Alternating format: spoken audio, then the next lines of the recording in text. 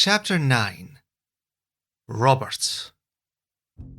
The blasted summer snows, the miserable bitch I call a wife, the months of travel, it was all worth it. Ned. Ah, Ned. My last true friend in all the world. Despite how cold this shithole might be, it felt far warmer than the shithole down south with Ned around. Well into my cups and stumbling out into the cold, I had cursed Ned, loudly. What a blackguard I was. That man had shown me such kindness and a sight that had never been seen before. At the end of the great show of lights, I honored Ned until he told me it was a form of alchemical mummery.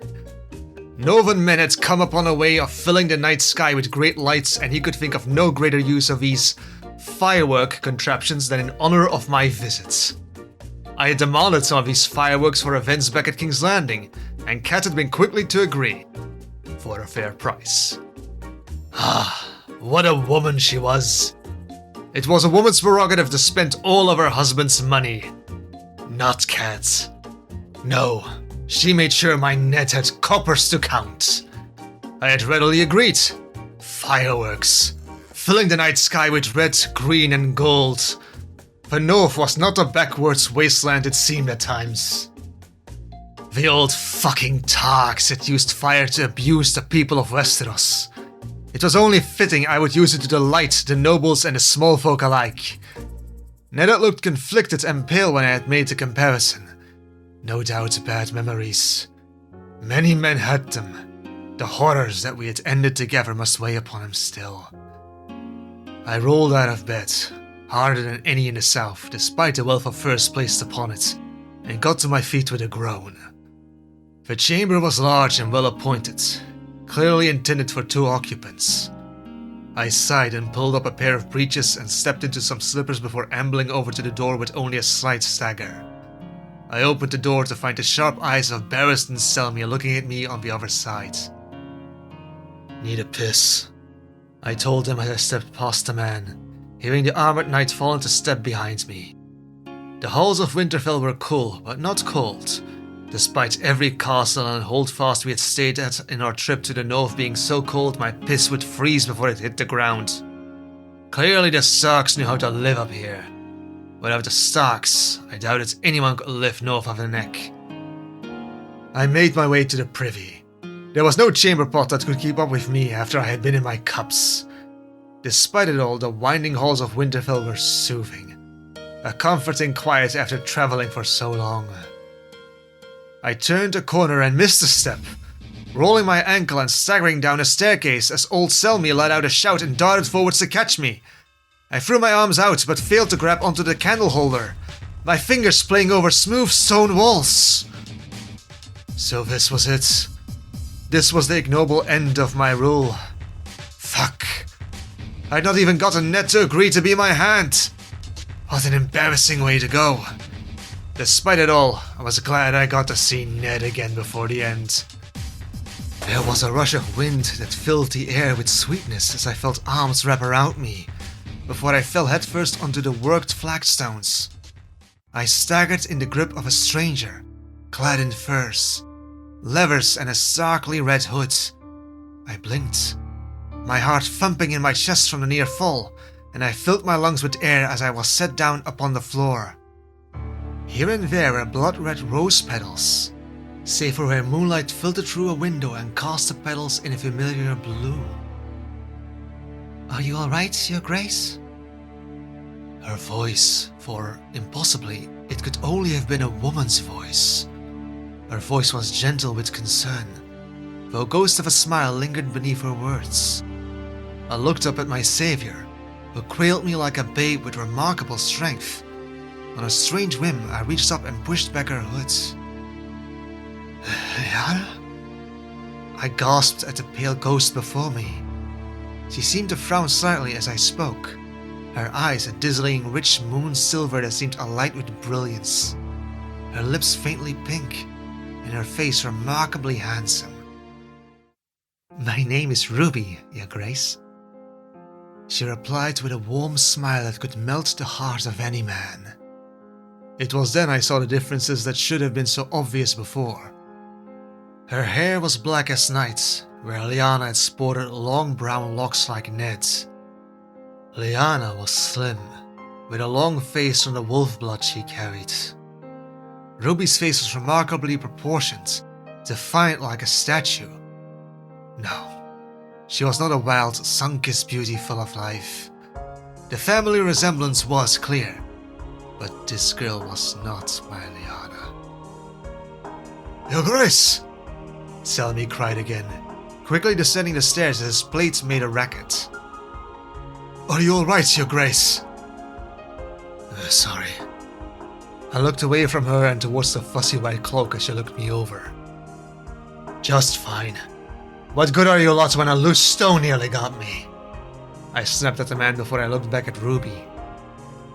You are Ned's bastard, I blurted out, feeling abhorred the moment the words left my lips. I am, Your Grace, Ruby agreed without pause, standing and speaking to Selmy as I blinked away the fog in my mind. As they spoke, I felt one of the strange petals dance across the flagstones and fly between my fingers. I watched as the blue velvety thing turned to an icy dust that made the thick hairs on my hand and arms stand on end. Are you hurt anywhere? Ruby asked again as I flicked the dust away, brushing it off on my vest. I'm fine. No need to fuss over me, girl. I need a privy, I told Ned's bastard as her expression turned into one of faint amusement before she quickly adjusted her expression. She joined Selmy in pulling me off the ground and onto my feet. Unfortunately, Your Grace, I don't think you do anymore. Fuck, she was right. Jamie. God, I hated the North. The King's arrival was still felt today, and would doubtlessly be felt well until we left this cursed place. Stable boys raced after frightened palfreys, servants wrestled with trunks, and half the Stark household seemed intent on making the fat king fatter. Wherever I looked, there were eyes and ears. Cersei had caught my eye only once since we had ridden beneath Winterfell's gatehouse. A glance, no longer than a heartbeat, but enough. She wanted me to find somewhere. I wanted to find somewhere. With the white cloak on my shoulders, I could move freely through the labyrinthine northern fortress. No one questioned why a Kingsguard would be found wandering. No one would bar my path. Not that I wanted to be anywhere sensitive, merely somewhere quiet. I crossed one courtyard into another, nodding to guards who straightened at the sight of my white cloak. A stable gave way to a narrow passage that smelled faintly of damp earth.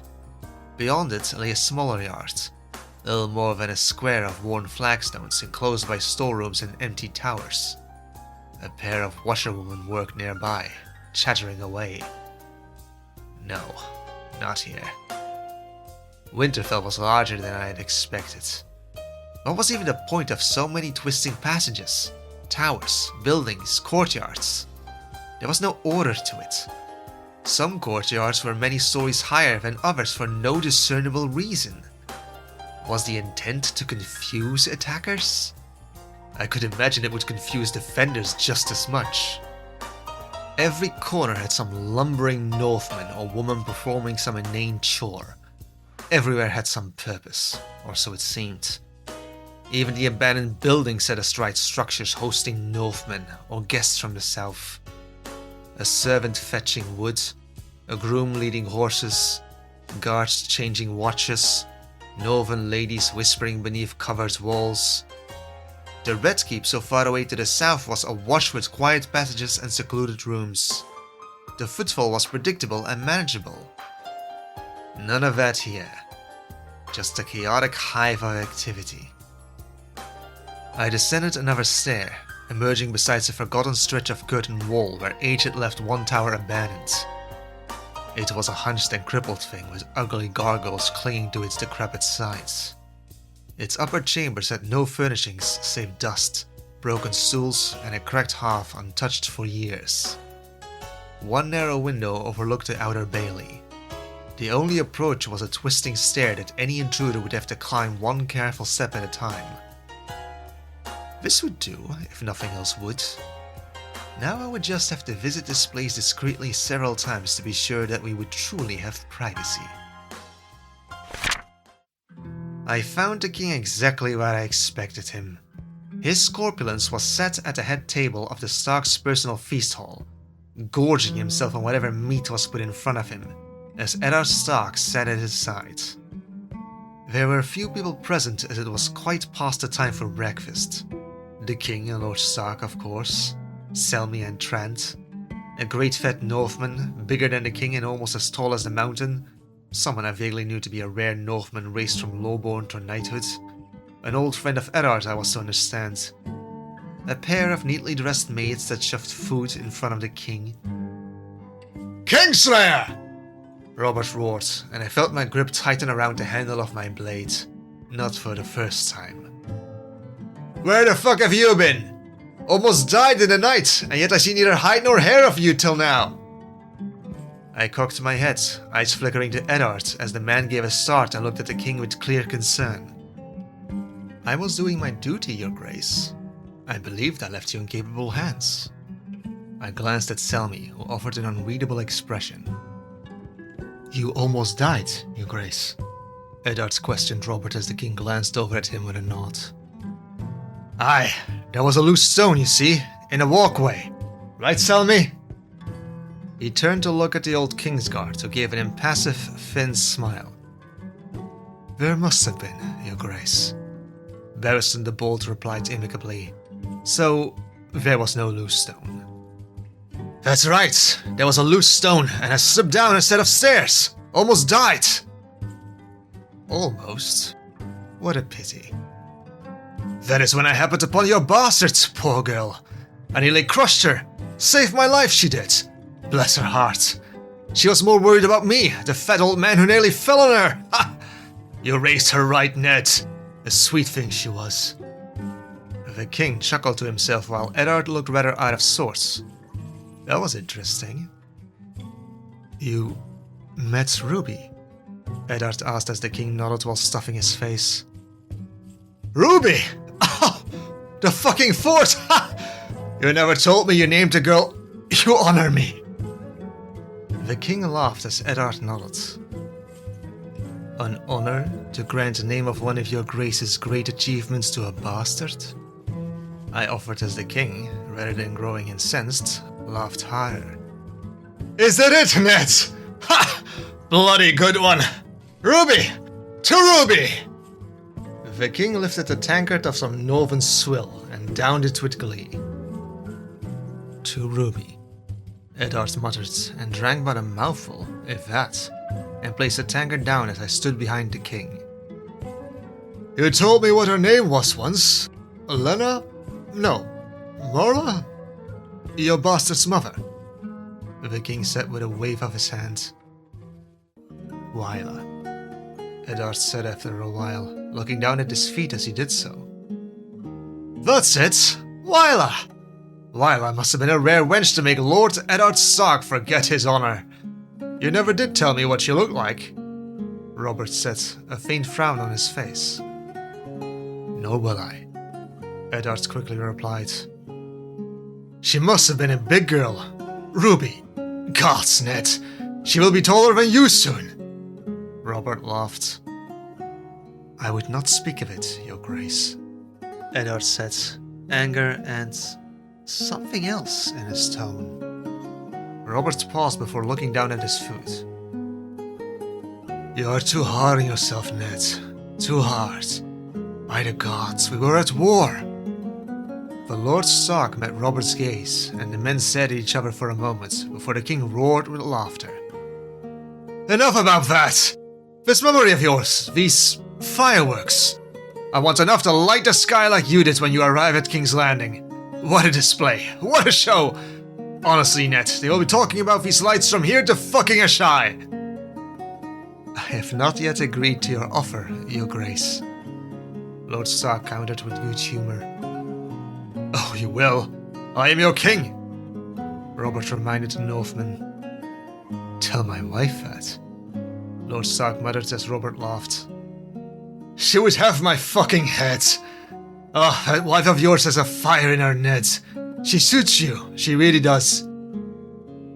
I am a blessed man, Edward said with a sanguine tone. By all the fucking gods, indeed. Tell her I need you, Ned. I won't force the issue, but it's the truth. If the gods were good, Lady Stark would dig in her heels and we would be back without the Novan dogs. King's Landing was no place for wolves. I made my way to the tower again, in the evening. Its approach was as quiet as the last time, only to be greeted with a rhythmic hammering. I grit my teeth and continued on to find that some anvils and a fire pit had been set up at the base of the decrepit old tower I had found. At one of the anvils, a black-haired figure with slim but well-defined arms out in the cool air was hammering away at a piece of white-hot metal, with a rhythm of a water hammer and a strength besides. It would be sensible to walk away, discount this tower and find somewhere else. But I was really growing rather frustrated with this cold and barren land, and longed for a familiar touch. Might I have a moment of your time, madam? I offered as he turned about, her eyes covered with a pair of thick, dark goggles. Of course! She grinned with a bubbly tone, plucking the metal she was working and putting it into the fire pit. You must be Sir Jaime Lannister of the Kingsguard. It's a pleasure to meet you. She plucked the goggles from her face, a remarkably familiar visage despite being marred by a layer of soot and sweat, as she pulled off her gloves and offered a sweaty hand. I took her hand and gave her a politely firm shake. Unsurprisingly for a woman familiar with the tools of a blacksmith, she matched me before pulling a towel over her shoulders. I don't mean to interrupt. I gave her a charming smile as she shook her head. I'm only folding the metal at this stage. How can I help you? She leaned back, meeting my eyes with a silvery gaze. Have we met? I asked with a slight frown as she blinked. I don't think so. You're quite memorable. Have you joined any Novan tournaments? Something was nagging at the back of my mind. I'm afraid not. The Kingsguard go with the king. I gave a chuckle that she mirrored. You must be Ruby, Lord Eddard's daughter, I offered as she nodded. I am. Oh, sorry, I should have introduced myself. She apologized without even a heartbeat of genuine shame. Yes, she should have. A girl like her would not have forgotten to do that. Was Lord Stark? No. Who would she possibly... Oh, what exactly have I stumbled upon here? I just came to inquire as to the foot traffic in this area, and your presence here. In my capacity as a Kingsguard, of course. I gave the girl a smile as she nodded. Of course. Well, I'm the only person who comes here really. I have my workshop there. She gestured to a rather unassuming structure leaning against a wall. It was long and made of stone with several doors. I chose this area because no one really comes here anymore. This courtyard was built to service the first keep.